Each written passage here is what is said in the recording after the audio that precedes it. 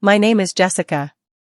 I'm 32 years old and my parents sued me for $480,000, my sister's mortgage.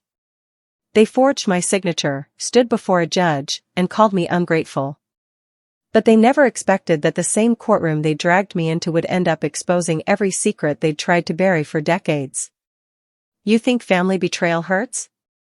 Wait till you hear how justice finally found them. If you've ever been blamed, used, or betrayed by the people who were supposed to protect you, hit that like button, subscribe, and buckle up. Because this is not just a revenge story, it's the story of how I took my life, my identity, and my peace back. If you had told me 10 years ago that my own parents would one day try to steal nearly $500,000 from me, I would have laughed. But here I am, standing in a courtroom, clutching a folder full of documents that prove the people who raised me are willing to destroy me for the sake of my sister's comfort. Growing up, my family revolved around one person, my sister, Melissa. She was the golden child. Beautiful, outgoing, always full of potential. Every award she got was celebrated like the Nobel Prize, while my achievements, the scholarships, the long nights, the promotions, were treated like background noise. I learned early that love in our house was conditional. And it depended entirely on how much you could make Melissa shine. I worked my way through college, balancing 2 jobs while earning a degree in accounting. My parents didn't help a cent, they were too busy covering Melissa's fashion school expenses, which, as I later found out, were basically designer bags and weekend trips. But I didn't complain. I told myself that independence was my power. And in time, it was. By the time I hit 30, I'd saved enough to buy a modest townhouse, built a small investment portfolio, and had finally started my own financial consulting firm. My parents would occasionally call, mostly to brag about Melissa's latest ventures or ask for small loans that I knew I'd never see back. Still, I kept some distance. Until the day they decided to visit. It was a Sunday morning. I'd just finished watering my plants when the doorbell rang. My mother stood there with her signature forced smile and a folder tucked under her arm. My father followed behind her, holding a bottle of wine as if this was a social call. "Jessica, sweetheart," my mother said, stepping inside before I could answer. "We have wonderful news. Melissa's finally getting her dream home." I smiled politely, though something in my gut tensed. "That's great. Where is it?" "Oh, just outside the city," my father said. "4 bedrooms, a pool, close to good schools for when she has kids." I nodded, still not understanding why they were here. Then my mother placed the folder on my dining table. "Here are the mortgage papers," she said cheerfully. "We just need your signature here." I frowned. "My signature? For what?" "Well," she said, glancing at my father, "the bank approved the loan, but since Melissa's credit isn't as strong, we thought it'd be easier if you co-signed." "You're so good with money, Jessica." "It's just a formality." "A formality. A $480,000 formality." I took a deep breath. "Mom, Dad, I love you, but I'm not signing this. I'm not taking on $500,000 in debt for a house that's not mine." My mother's smile vanished. My father's jaw tightened. "So you're just going to let your sister struggle?" Mom snapped. "After everything we've done for you?" I couldn't help it, I laughed. "What exactly have you done for me?" I asked. "I worked for everything I have." They left soon after, but the silence that followed was heavy, like the calm before a storm. 2 weeks later, I found out what that storm looked like. I got a call from my bank about suspicious mortgage activity. At first, I thought it was fraud, some random scammer using my info. But when the loan officer emailed me the application documents, my blood ran cold. There it was, my name, my address, my employer, and my signature. Perfectly copied. Perfectly forged. Melissa's mortgage had been approved, with me listed as a guarantor. I could barely breathe. I confronted my parents immediately. My father answered, his voice calm and defensive. "Oh, Jessica, don't be dramatic. We just moved things along. You would have helped anyway. You always help. I didn't sign anything. I screamed. That's fraud. Do you understand what you've done? My mother's voice was sharp as a knife. You're overreacting. It's family business. Nobody's going to jail over a house. But that's exactly where this was heading. A few days later, a letter arrived, a lawsuit. Filed by my own parents. Claiming that I'd promised to cover Melissa's mortgage payments as part of a verbal agreement and had now defaulted on the terms. I sat on my living room floor with that letter in my lap for hours, numb. I'd always heard stories about greedy relatives, but never imagined my parents would weaponize the law against me. It wasn't about the money anymore, it was about power. About making me bend the knee one last time. That night, as the city lights flickered through my window, I made myself a promise: this ends now.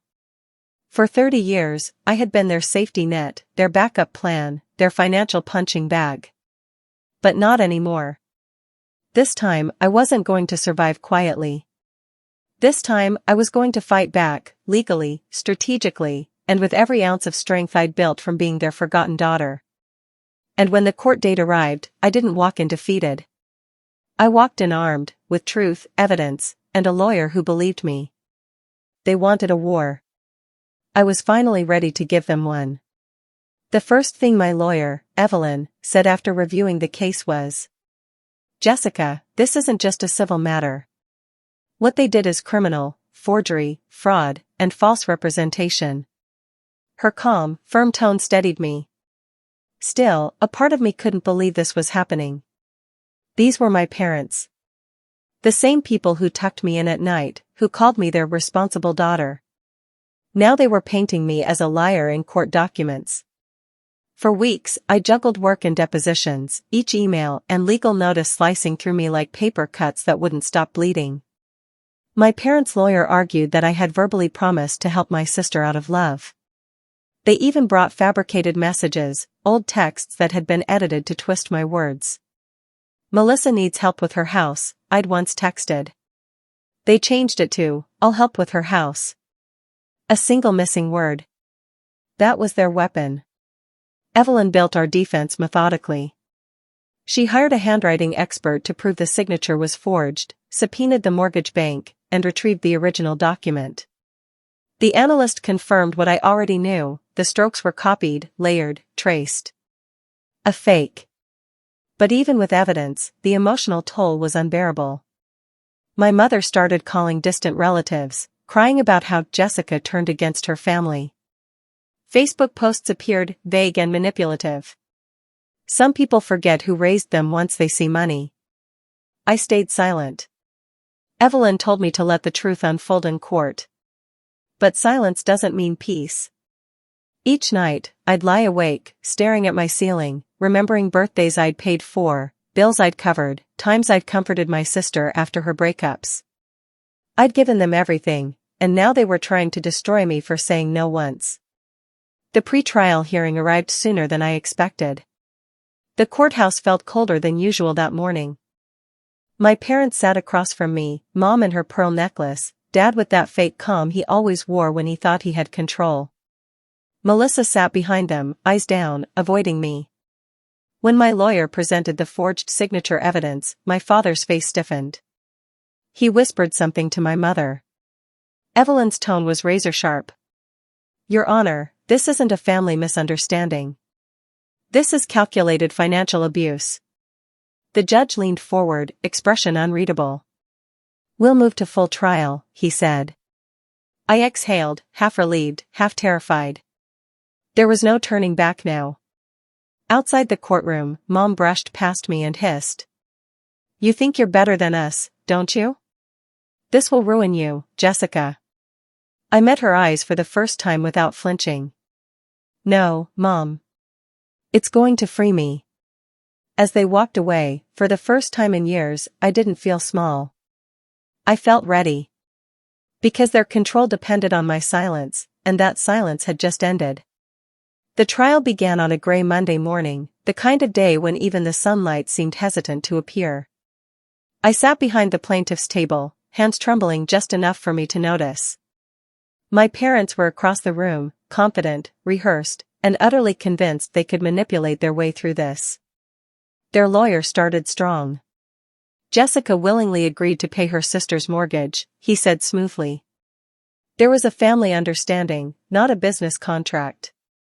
Every word made my stomach twist. They were rewriting history, turning my refusal into betrayal. When it was my turn to testify, my knees felt weak. I took a deep breath and looked toward the judge. Your Honor, I said, my voice steady but tight, I didn't sign those papers. I was never asked. I was told. Evelyn guided me gently through my testimony, presenting each piece of evidence like a dagger wrapped in silk. First, the handwriting analysis report. Second, the bank email trail showing that the mortgage had been digitally submitted from my mother's IP address. Third, the timestamped texts that contradicted their claims. The courtroom was silent. My father's jaw flexed. My mother sat frozen, her smile gone. Then Melissa was called to the stand. She looked terrified, glancing between our parents and me. For a moment, I thought she might finally tell the truth. But then she whispered. Jessica said she'd help. I thought she meant financially. It was a dagger, soft-spoken, but fatal.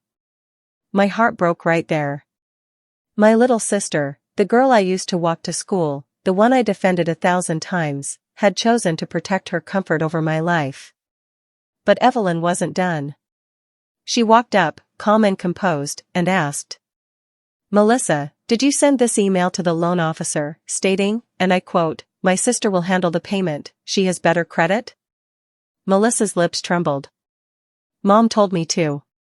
There it was, the first crack in their facade. A murmur spread through the courtroom. My parents' lawyer looked pale. My father clenched his fists beneath the table. I could see it now, decades of manipulation collapsing under the weight of truth. When Evelyn delivered her closing statement, her voice carried every ounce of my pain. This case isn't about money, she said. It's about control, a family that decided financial exploitation was love. Jessica said no, and they tried to destroy her for it. That ends today. The judge nodded slowly. Verdict will be delivered tomorrow morning. As we packed up, my mother glared at me with pure venom. You've humiliated us, she spat. I met her gaze and replied quietly. You did that yourself. That night, I sat alone in my apartment, the city lights flickering outside my window. The exhaustion hit me in waves, the grief, the anger, the disbelief. But beneath it all, a strange calm. Tomorrow, it would all end, one way or another. The next morning, the air inside the courthouse felt heavy, like everyone could sense something big was about to happen. My parents were already seated when I walked in, whispering furiously with their lawyer. Melissa sat beside them, looking like she hadn't slept. I didn't look at any of them. I couldn't. When the judge entered, the room fell into silence. The verdict folder sat on his desk, a small, unassuming object holding the weight of my entire childhood. After reviewing all evidence, the judge began, voice measured and deliberate, this court finds that the defendant, Jessica Hale, did not sign or authorize the mortgage documents presented by the plaintiffs. Furthermore, substantial evidence indicates deliberate forgery and misrepresentation by the plaintiffs. I felt my breath catch. The words came like thunder. My father's face went pale. My mother's eyes darted toward me, not with guilt, but disbelief that they'd actually lost. This court hereby dismisses all claims against Ms. Hale and refers the matter of fraudulent documentation to the District Attorney's Office for criminal review. The courtroom erupted in murmurs. My parents' lawyer froze, visibly panicking. Mom leaned toward Dad and whispered, "What does that mean?" "It means," I said quietly, turning to face them, "you might want to call your own lawyer." For the first time in my life, my father couldn't speak. The judge continued, his tone firm. Additionally, all legal costs and damages are to be covered by the plaintiffs, totaling $82,000. $82,000. The irony wasn't lost on me, the same people who tried to steal my financial freedom now owed me restitution. Outside the courtroom, reporters waited, drawn by the scandal of parents suing their daughter. I ignored them and walked straight past, the sunlight hitting my face like I was breathing again for the first time in years. Evelyn caught up with me on the courthouse steps. "You did it, Jessica," she said softly. I shook my head. "We did it." A week later, I received confirmation. The district attorney had officially opened an investigation into the forgery. My parents' names were listed as persons of interest. Their social circle, the same people they'd used to shame me, started whispering about them instead. Melissa tried to call. I didn't answer. She texted. "I didn't mean to hurt you. Mom said it wouldn't go this far." I read it once. Then deleted it. Because forgiveness doesn't always mean reconnection, sometimes it means release. In the following months, my parents' assets were frozen during the investigation. Their perfect image crumbled. The invitations, the brunches, the polite smiles from friends, all vanished. And me? I rebuilt my peace. I took that $82,000 and opened a scholarship fund for young women escaping financial abuse from family members, naming it the Hale Fund for Freedom. It wasn't revenge born from hatred. It was revenge born from healing. And it felt perfect. It's been over a year since the trial ended. The investigation into my parents' forgery led to plea deals, probation, community service, and a permanent mark on their records. They lost their standing in every circle they once ruled. My father sold their house to cover legal debts. My mother deleted her Facebook account, unable to face the public humiliation she'd once weaponized against me. And me? I didn't gloat. I didn't send messages or post cryptic quotes online. I just lived. For the first time, I started mornings with peace instead of panic. I adopted a dog. I planted a small garden in the backyard of my townhouse. Every leaf that bloomed reminded me that healing isn't loud, it's quiet, steady, and patient. People often ask if I regret taking my parents to court. The truth? I didn't take them to court. They took me. I simply stopped protecting them from the consequences of their own actions. That's the difference between revenge and justice. One day, I ran into Melissa at a grocery store. She looked smaller somehow, tired, guilt-ridden. She whispered, "I'm sorry, Jess. I thought they'd protect me. Not destroy everything." I studied her for a long moment before replying. "You were their favorite. But I was their lesson." I didn't hate her anymore. I didn't love her either. I just let go. And walking away that day felt like closing the last page of a book that had haunted me for years. Months later, I visited the courthouse again, not as a defendant, but as a guest speaker for a women's rights seminar. I stood at the same podium where my parents once called me ungrateful and said, "Sometimes, standing up for yourself doesn't make you the villain. It makes you free." The audience went silent. Then someone clapped. Then another. That sound, not the verdict, not the money, was the real victory. Now, whenever someone asks me what family means, I smile and say, "It's not blood that defines family. It's respect." And when you stop letting others use you in the name of love, that's when you finally become your own family. I tell my story not to shame anyone, but to remind people watching, you don't owe anyone your peace, your paycheck, or your silence, not even family. Justice didn't just protect me, it rewrote me. I stopped being their safety net and became my own foundation. Sometimes revenge isn't about making others pay, it's about finally walking away without guilt. If Jessica's story gave you chills, smash that like button and tell us in the comments, what's the most satisfying justice you've ever witnessed? And don't forget to subscribe for more true stories of betrayal, revenge, and redemption. Because here on Shadow of Revenge, justice always finds its way.